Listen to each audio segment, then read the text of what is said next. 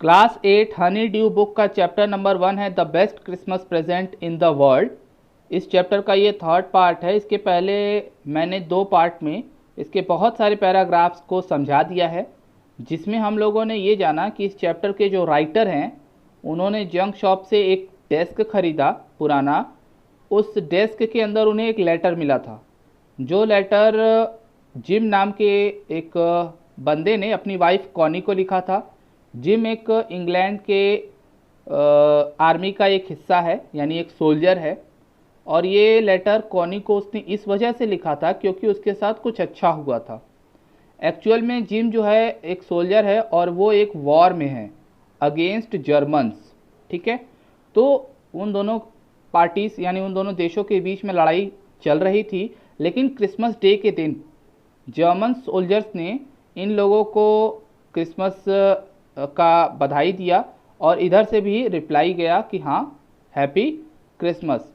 लेकिन उसके बाद क्या हुआ, बहुत सारे जर्मन सोल्जर्स ने खाने पीने की चीज़ें लाई और कहा कि आज के दिन हम लोग वॉर नहीं करेंगे, और इधर से भी पॉजिटिव रिप्लाई आया और उस दिन के लिए वॉर को टाल दिया गया।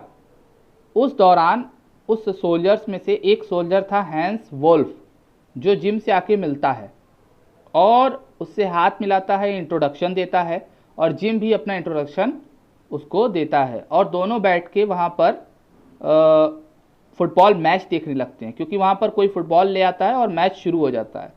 तो फुटबॉल देखते देखते हैंस वोल्फ जो जर्मन सोल्जर है वो कहता है कि काश ये जो फुटबॉल मैच है इसी से इस वॉर का एंड हो जाता और उसी से रिजल्ट डिसाइड हो जाता, तो किसी का नुकसान नहीं होता। तो यहीं तक हम लोगों ने पढ़ा था। इसके आगे हम लोगों को पढ़ना है। I would prefer cricket, I told him. अब यहाँ जिम कह रहा है कि मैं तो क्रिकेट पसंद करूँगा फुटबॉल की जगह पर। आई टोल्ड हिम, मैंने उससे कहा। Then we Tommies. अब देखिए मैंने आपको बताया हुआ है कि टॉमी जो है इंग्लैंड सोल्जर्स का कॉमन नेम है। तो ये कह रहे हैं कि हम जो टॉमीज़ हैं could be sure of winning. अगर हम क्रिकेट खेलेंगे, फुटबॉल मैच की जगह अगर क्रिकेट मैच कर दिया जाए तो हम लोग ही जीतेंगे, क्योंकि आपको पता है जर्मन्स क्रिकेट नहीं खेलते ज़्यादा, और इंग्लैंड में तो क्रिकेट का जन्म हुआ है, आप ऐसा कह सकते हो। तो ये कह रहे हैं जिम मैकपर्सन कि फुटबॉल मैच की जगह अगर क्रिकेट मैच होगा तो हम लोग ज़रूर जीतेंगे, हमारे चांसेस ज़्यादा हैं। वी लाफ्ड, हम लोग इस बात पर हंसे। And together we watch the game, और साथ में वो फुटबॉल मैच जो वहाँ चल रहा था उसको देखे। सैड टू से, बड़े दुख से कहना पड़ रहा है, कॉनी यानी यहाँ पर जिम जो है अपनी वाइफ कॉनी से कह रहे हैं कि बड़े दुख के साथ कहना पड़ रहा है कि फ्रिट्ज वॉन। फ्रिट्ज जो है ये जर्मन्स का कॉमन नेम है और इसका मतलब ये है कि जर्मन्स जीत गए। 2 goals to 1, यानी उन्होंने 2 गोल किए और इंग्लिश मैन ने सिर्फ 1। But as Hans Wolf generously said, लेकिन जैसा हैंस वोल्फ ने बड़े जेनरसली का मतलब होता है उदारता से कहा था, our goal was wider than theirs.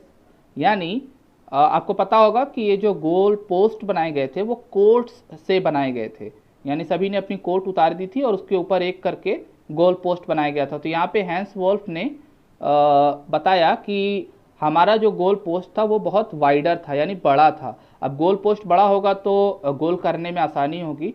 तो हैंस वोल्फ ने यहाँ पर स्वीकार कर लिया कि हमारी टीम जीती इसी वजह से, क्योंकि हमारा गोल पोस्ट बड़ा था और इस वजह से हम जीत गए। और it was not fair, quite fair, यानी ये अच्छा मैच नहीं था, मतलब सही मैच नहीं था, क्योंकि गोल पोस्ट बराबर नहीं था। द टाइम केम, लेकिन वक्त आ गया। एंड ऑल टू सून, बहुत ही जल्द। When the game was finished, ये जो गेम था ये ख़त्म हो चुका था। द शनैप्स, ये ड्रिंक है। And the rum and the sausage, ये खाने की चीज़ है। Had long since run out, run out का मतलब है ख़त्म हो गया था बहुत पहले ही, यानी मैच भी ख़त्म, खाने पीने की चीज़ें पहले ही ख़त्म हो चुकी थी। एंड वी न्यू इट, हम जानते थे, वॉज ऑल ओवर, कि सब कुछ ख़त्म हो गया। आई विश्ड हैंस वेल, मैंने जो है हैंस को शुभकामनाएँ दिए। एंड टोल्ड हिम, और उससे कहा कि मुझे उम्मीद है कि मैं आपकी फैमिली से एक दिन या बहुत ही जल्द मिलूँगा। यानी यहाँ पर जिम मैकपर्सन ने हैंस वोल्फ को गुड विशेस दिया और कहा कि मैं आपकी फैमिली से उम्मीद है कि बहुत जल्द मिलूँगा। That the fighting would end, जब ये फाइट एंड हो जाएगा। And we could all go home, और हम सभी घर जा सकेंगे। I think that is what every soldier wants on both sides, Hans Wolf said. मुझे भी यही लगता है कि हर एक सोल्जर यही चाहता है कि यह वॉर जल्द से जल्द ख़त्म हो जाए।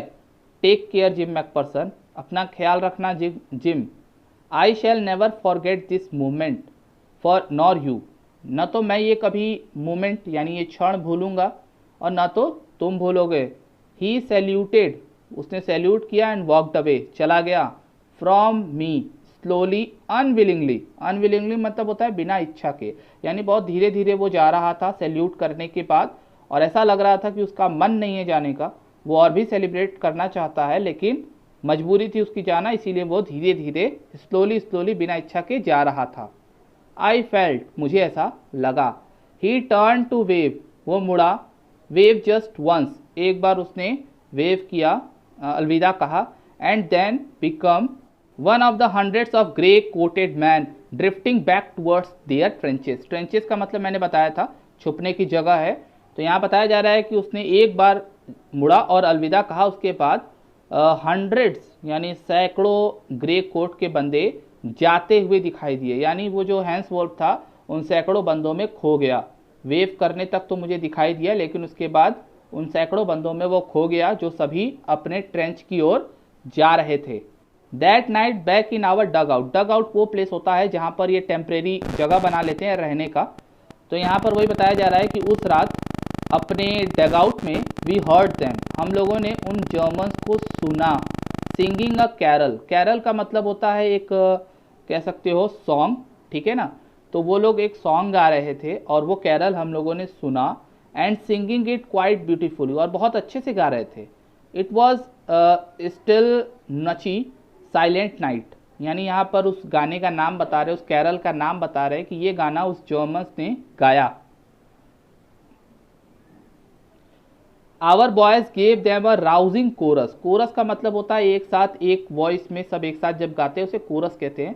तो यहाँ पे जिम मैकपर्सन बता रहे हैं कि हमारे लोगों ने भी एक साथ एक कोरस में वाइल्ड शेफर्ड वॉच्ड इस नाम का कैरल गाया। वी एक्सचेंज कैरल्स, अब यहाँ पे देखिए बताया जा रहा है कि वो लोग स्टिल नैच नाम का कैरल गा रहे थे और हमारे लोग वाइल्ड शेफर्ड वॉच्ड नाम का कैरल गा रहे थे, और हम लोगों ने एक्सचेंज किया कैरल्स को फॉर अ वाइल, कुछ देर। And then we all fell silent, और हम सभी क्या हो गए, साइलेंट हो गए।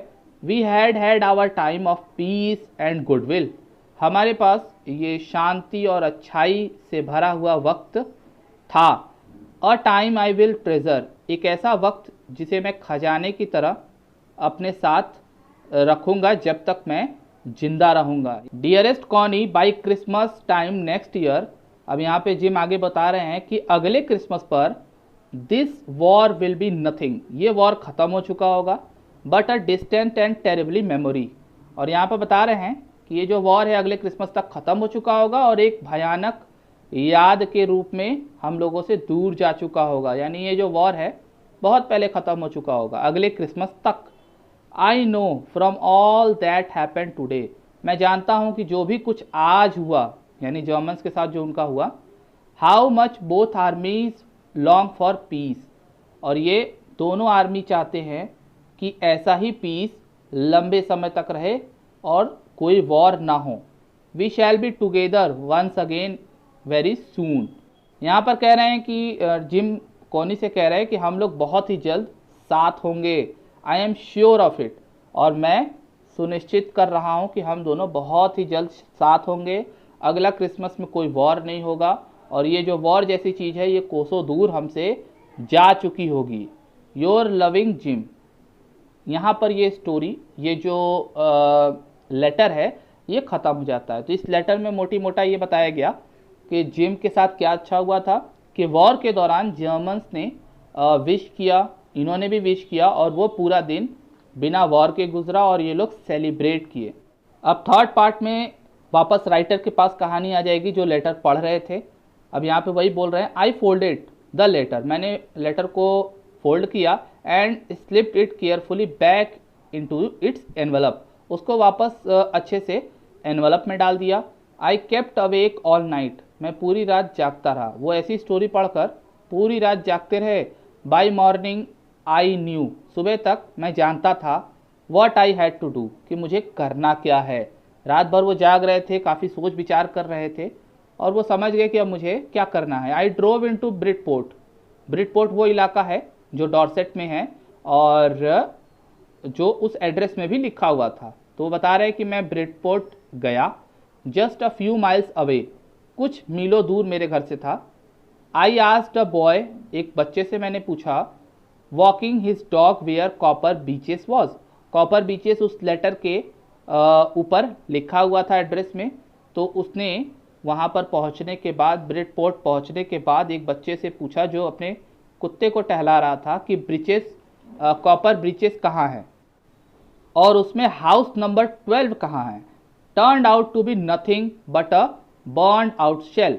यानी उस बच्चे से पूछकर ये एड्रेस पर वो वहाँ पहुँचे जब, तब वहाँ पर उन्होंने देखा कि नथिंग, वहाँ पर कुछ भी नहीं था, but a burn out shell, एक जला हुआ पूरा घर था। यानी वो घर जल चुका था। अब आपको समझ में आ रहा होगा कि वो जो डेस्क उन्होंने लिया था उसके एक तरफ जले हुए निशान क्यों थे, क्योंकि ये घर भी जल चुका था। द रूफ गेपिंग, छत गिरने जैसी हो चुकी थी। द विंडोज बोर्डेड अप, और खिड़की पर बड़े बड़े लकड़ी से उसको, खिड़की को बंद किया गया था। एक्चुअल में पूरा घर जल चुका था तो विंडोज थे नहीं, तो विंडो को बंद करने के लिए क्रिस क्रॉस करके जो लकड़ियाँ लगाई जाती हैं उसी को बोर्डेड अप कहा जाता है। I knocked at the house next door, मैंने पड़ोस में एक घर में गया, वहाँ नॉक किया, खटखटाया। एंड आस्क, पूछा, if anyone knew the whereabouts of a Mrs McPherson, कि क्या कोई जानता है मिसेस मैकपर्सन को कि वो कहाँ पर है। वेयर अबाउट का मतलब वो कहाँ पर है। Oh yes, said the old man in his slippers, यानी वो जो पड़ोस में पूछने गए थे वहाँ पर एक ओल्ड मैन था, वो स्लीपर्स पहने हुए था। उसने कहा हाँ, ही न्यू हर वेल, वो मिसेस मैकपर्सन को अच्छे से जानता था। अ लवली ओल्ड लेडी, अब ये बता रहा है वो बंदा, वो बूढ़ा व्यक्ति, कि एक प्यारी बूढ़ी लेडी। ही टोल्ड मी, उसने मुझसे ऐसा कहा कि वो प्यारी बूढ़ी लेडी है। A bit muddled head, muddle headed का मतलब होता है कंफ्यूज। कंफ्यूज का मतलब ये होता है कि जो जल्दी जल्दी चीज़ें भूल जाता है। तो एक एज होने के बाद ये प्रॉब्लम शुरू हो जाती है। तो यहाँ पर वही बताया जा रहा है कि वो बहुत प्यारी लेडी थी लेकिन बहुत कंफ्यूज रहती थी। But at her age she was entitled to be, यानी यहाँ बताया जा रहा है कि ऐसे उम्र में ऐसा हो जाता है। 101 ईयर्स ओल्ड, अब यहाँ बताया जा रहा है कि उनकी उम्र 101 साल हो चुकी है। तो 70-80 में ही ये प्रॉब्लम आने लगती है, तो वो तो 101 साल की हो चुकी है, तो ये प्रॉब्लम होना तो इंटाइटल्ड है, यानी कंफर्म है। She had been in the house when it caught fire, वो बूढ़ा आदमी ये भी बताया कि वो घर में थी जब आग लगी थी। नो वन रियली नोज, कोई नहीं जानता, how the fire had started, कि आग कैसे लगी थी। But it could well have been candles, यानी उस बूढ़े आदमी ने ये बताया कि किसी को नहीं पता कि आग कैसे लगी, लेकिन ऐसा माना जा रहा है या माना जाता है कि कैंडल्स से आग लगी थी।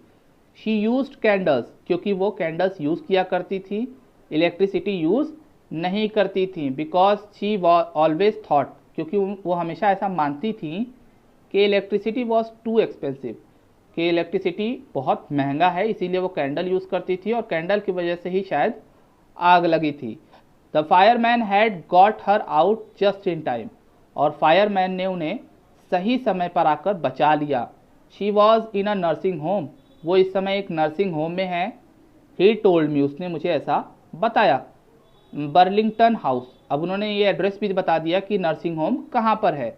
On the Dorchester road, on the other side of town, यानी शहर के दूसरे छोर पर डॉर्चेस्टर रोड पर बर्लिंगटन हाउस में एक नर्सिंग होम है, वहाँ पर वो हैं। अब राइटर को पता चल गया था कि वो कहाँ पर है, तो वो वहाँ चले जाते हैं। I found Burlington house nursing home easily enough, अब एकदम एग्जैक्ट एड्रेस पता चल चुका था तो उन्हें कोई दिक्कत नहीं हुई उस एड्रेस तक जाने में। There were paper chains up in the hallway and a lighted Christmas tree stood in the corner with a lopsided angle on top. जब राइटर वहाँ पर गए तो वहाँ पर ढेर सारे पेपर्स एक के ऊपर एक करके रखे गए थे हॉल में, and a lighted Christmas tree, और एक क्रिसमस ट्री रखी हुई थी वहाँ पर जो जिसमें लतर लगे हुए थे। इन द कॉर्नर, साइड में रखा गया था, और वो लॉप साइडेड एंगल यानी वो थोड़ा सा टेढ़ा था ऊपर से। I said I was a friend, जब मैं वहाँ पहुँचा तो मैंने बताया कि मैं मिसेस मैकपर्सन से मिलना चाहता हूँ, मैं उनका एक दोस्त हूँ। To bring her a Christmas present, और मैं उनके लिए एक क्रिसमस प्रेजेंट लाया हूँ। I could see through into the dining room where everyone was wearing a paper. अब यहाँ बता रहे हैं कि मैं डाइनिंग रूम में देख पा रहा था वहाँ से, जहाँ पर सभी लोग एक पेपर हैट पहने हुए थे जो बर्थडे कैप होती है वो, एंड सिंगिंग, गा रहे थे, क्योंकि एक्चुअल में वो क्रिसमस डे भी था उस दिन। द मैट्रन, मैट्रन होता है इंचार्ज, किसी ऑर्गेनाइजेशन के जो इंचार्ज होते हैं उन्हें मैट्रन कहा जाता है। तो यहाँ पर राइटर बता रहे हैं कि matron had a hat on too, matron ने भी एक हैट पहना हुआ था, एंड सीम्ड हैप्पी, बहुत खुश लग रही थी, इनफ टू सी मी, और मुझे भी देखकर बहुत खुश हुई। She even offered me a mince pie, mince pie आप कह सकते हो स्वीट है, तो यहाँ पर बताया जा रहा है कि उस मैट्रन ने मुझे मिन्स पाई ऑफर किया। She walked me along the corridor, उन्होंने मुझे गलियारे के रास्ते ले गई। Mrs McPherson is not in with the others, अब यहाँ जाते जाते कॉरिडोर में वो मैट्रन कह रही है कि मिसेस मैकपर्सन जो हैं वो दूसरों के साथ नहीं रहना चाह रही हैं। शी टोल्ड मी, उसने मुझे ऐसा बताया। She is rather confused today, और आज बहुत ज़्यादा कन्फ्यूज लग रही हैं। सो वी थॉट, इसीलिए हमें लगा, it best if she had a good rest, कि वो बहुत कंफ्यूज लग रही थी, वो दूसरों के साथ रहना नहीं चाह रही थी, तो हमें लगा कि उनको आराम की ज़रूरत है, इसीलिए हमने उन्हें आराम करने के लिए भेज दिया है। She has no family you know, उनके पास तो कोई फैमिली ही नहीं है। नो वन विजिट, कोई आता भी नहीं है। So I am sure she will be only too pleased to see you. अब यहाँ पर ये मैट्रन सारी बात बता रही है कि वो बहुत कंफ्यूज थी, इसीलिए उन्हें हमने एक कमरे में रेस्ट करने को बोल दिया है, और उनसे कोई मिलने तो आता नहीं है, लेकिन मैं पक्का बता सकती हूँ कि वो आपको देखेंगी तो वो खुश हो जाएंगी। She took me into a conservatory with wicker chair and potted plants all around and left me. Conservatory का मतलब आप कह सकते हो उस रूम में, with wicker chairs, wicker chair आप कह सकते हो लकड़ी से बनी हुई एक चेयर, एंड पॉटेड प्लांट्स, और आसपास जो है प्लांट्स रखे हुए थे, वहाँ पर मुझे वो मैट्रन ले गई और मुझे वहाँ पर छोड़ दिया। The old lady was sitting in a wheel chair, old lady जो है व्हील चेयर पे बैठी हुई थी। हर हैंड्स फोल्डेड इन हर लैप, पर्सन के जो हाथ थे वो फोल्डेड थे और उनकी गोद में थे।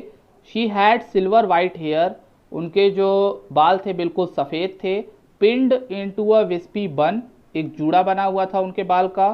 She was gazing out at the garden, और वो व्हील चेयर पर बैठ कर बाहर गार्डन की ओर देख रही थी। तो मैंने कहा hello. She turn and looked up to at me vacantly, vacantly का मतलब होता है कंफ्यूज माइंड से, क्योंकि वो पहचान तो रही नहीं रही थी। तो यहाँ पर जब वो हेलो बोलते हैं तो वो मुड़ती हैं और देखती हैं बड़े वैकेंटली, बड़े कंफ्यूज तरीके से। तो राइटर कहते हैं happy Christmas Connie. I went on, यानी मैंने बात को आगे बढ़ाया। आई फाउंड दिस, वो लेटर को दिखाते हुए कह रहे हैं राइटर कि मैं ये पाया था। आई थिंक इट्स योर्स, मुझे लगता है कि आपका है। एज आई वॉज स्पीकिंग, जैसे ही मैं ये सारी बात बताया और लेटर उनके सामने रखा, her eyes never left my face, जितनी भी बातें मैं कर रहा था वो सिर्फ मेरे चेहरे को देख रही थी, वो शायद पहचानने की कोशिश कर रही थी कि मैं कौन हूँ। I open the tin box, मैंने जो है टिन बॉक्स को ओपन किया, and gave it to her, और उन्हें वो लेटर दे दिया। दैट वॉज द मोमेंट, वो एक ऐसा मोमेंट था। हर आइज, उनकी आंखें जो हैं लिट अप, जगमगा उठी, विथ रिकग्निशन, रिकग्निशन का मतलब अभी तक उनका चेहरा ऐसा लग रहा था कि वो सब कुछ पहचानने की कोशिश कर रही हैं, लेकिन लेटर को देखते ही उनके चेहरे पे लगा कि हाँ वो ये लेटर को तो कम से कम जानती ही हैं। And her face became suffused with a sudden glow of happiness. अब यहाँ पे राइटर बता रहे हैं कि वो लेटर देखने के बाद उनकी आंखें चमक उठी, उनका चेहरा बिल्कुल सफर्स्ट हो गया, यानी ग्लो करने लगा हैप्पीनेस से। आई एक्सप्लेन्ड अबाउट द डेस्क, मैंने सारी बातें बताई डेस्क के बारे में, about how I had found it, कि मैं ये कैसे पाया, एंड आई डोंट थिंक, और मुझे नहीं लगता शी वॉज लिसनिंग, यानी यहाँ पर ये सारी बातें बता रहे हैं कि मुझे ये लेटर मिला कैसे, लेकिन राइटर ये कहना चाह रहे हैं कि वो इतनी खो गई उस लेटर को पाकर कि शायद वो उनकी बात नहीं सुनी। For a while she said nothing, कुछ देर तक तो वो कुछ बोली नहीं, but stroke the letter tenderly with her fingertips. Stroke the letter tenderly का मतलब यहाँ पर है कि टेंडरली मतलब बड़े नाजुकता से, स्ट्रोक का मतलब होता है लेटर के ऊपर हाथ फेरना, फिंगर टिप्स यानी अपने फिंगर टिप से, यानी उस लेटर को सहलाकर वो मेमोरीज को याद करने लगी अपने, जब वो लेटर को पहचान ली थी ना तो वो सारी मेमोरीज को याद कर रही थी। Suddenly she reached out and took my hand, अचानक उन्होंने मेरा हाथ पकड़ लिया। Her eyes were filled with tears, उनकी आंखें आंसुओं से भर चुकी थी। यू टोल्ड मी, तुमने मुझसे कहा था, you would come home by Christmas, कि तुम क्रिसमस तक आ जाओगे। शी सेड, उन्होंने ऐसा कहा। एंड हियर यू आर, और तुम आ गए। The best Christmas present in the world, और तुम आ गए और यही मेरे लिए सबसे बड़ा क्रिसमस प्रेजेंट है। कम क्लोजर, पास आओ। जिम, सिट डाउन, और मेरे पास बैठो। अब देखिए यहाँ सिचुएशन क्या है कि उनका जो दिमाग है वो बहुत कंफ्यूज है, उनकी उम्र बहुत ज़्यादा हो चुकी है, तो वो इस व्यक्ति को देखकर समझ रही हैं कि ये जिम है। एक्चुअल में देखिए स्टोरी में बताया नहीं है, लेकिन आप ऐसा अनुमान लगा सकते हो कि उस लेटर को भेजने के बाद जिम उस वॉर में उनकी डेथ हो गई, जिसकी वजह से वो वापस नहीं आए, और इसी वजह से उस लेटर के ऊपर उन्होंने लिखा भी था जिम्स लास्ट लेटर। तो जब इन्होंने इनको देखा तो राइटर को ये जिम समझ बैठी और कह रही हैं कि फाइनली तुम आ गए, this is my best present in the world, तो आओ मेरे पास बैठो। I sat down beside her, मैं उनके बगल में बैठ गया। And she kissed my cheek, उन्होंने मेरे गाल पे किस किया। I read your letter so often Jim, अब वो कह रही हैं कि मैं तुम्हारे ये लेटर हर दिन कई बार पढ़ती थी। I wanted to hear your voice in my head, मैं तुम्हारी आवाज़ सुनना चाहती थी। It always made me feel you were with me, मुझे हमेशा ऐसा लगता था कि तुम मेरे साथ हो। एंड नाउ यू आर, और अब तो सच में तुम आ गए। Now you are back, you can read it, अब तो तुम आ गए हो, अब तुम ये लेटर को पढ़ो सिर्फ मेरे लिए। Would you do that for me, क्या ये तुम मेरे लिए कर सकते हो। जिम डियर, प्यारे Jim, I just want to hear your voice again, मैं सिर्फ तुम्हारी आवाज़ दोबारा सुनना चाहती हूँ। I would love that so much, मुझे ये बहुत अच्छा लगेगा अगर ये तुम लेटर पढ़ दोगे। एंड देन परहैप्स, और शायद, we will have some tea, तुम लेटर पढ़ के सुनाओ, मैं एक बार तुम्हारी आवाज़ सुनना चाहती हूँ, उसके बाद हम लोग चाय भी पियेंगे। I have made you a nice Christmas cake, मैंने तुम्हारे लिए बहुत अच्छा क्रिसमस केक बनाया है। मर्जी पैन ऑल अराउंड, उसके ऊपर मर्जी पैन की लेयर है, जैसा कि आपको स्टोरी में पता चला होगा कि मर्जी पैन इसको बहुत पसंद था। आई नो, मैं जानती हूँ, हाउ मच यू लव मर्जी पैन, अब यहाँ पर वो बता रहे हैं कि मैं जानती हूँ कि तुम्हें मर्जी पैन बहुत पसंद है, इसीलिए मैं तुम्हारे लिए बनाऊंगी। यानी यहाँ पर स्टोरी एंड हो जाती है, और राइटर का नाम है माइकल मॉर्पगो। यानी ये जो राइटर हैं इनको ये जिम समझ बैठी क्योंकि बहुत बूढ़ी हो चुकी थी और उनके साथ अपनी सारी फीलिंग्स शेयर की। तो ये थी बहुत लेंदी लेकिन बहुत इंटरेस्टिंग स्टोरी। आई होप आपको ये समझ आ गया होगा। तो वीडियो को लाइक करिए और शेयर करिए।